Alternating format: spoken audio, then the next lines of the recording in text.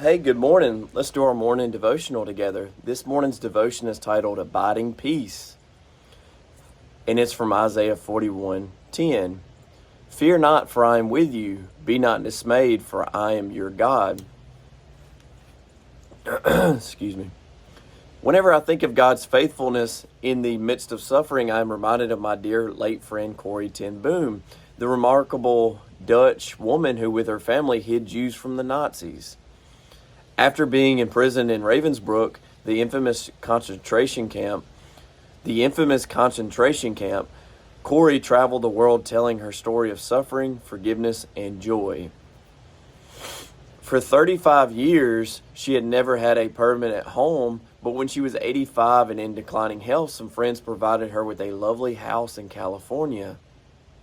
It was a luxury she never dreamed she would have, and one she never would have pursued on her own.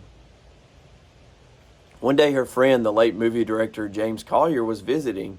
He said, "Corrie, hasn't God been good to give you this beautiful house?" She replied firmly, "Jimmy, God was good when I was in Ravensbrück too." Most of us will never experience the horrors Corrie knew, but no matter what we face, we can depend on God's promise. Fear not, for I am with you.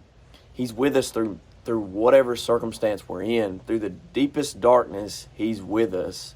And we've got to remember that and be able to cling to Him and allow Him to give us peace and experience joy through it. It's not about worldly possessions and Him giving us and blessing us with all this.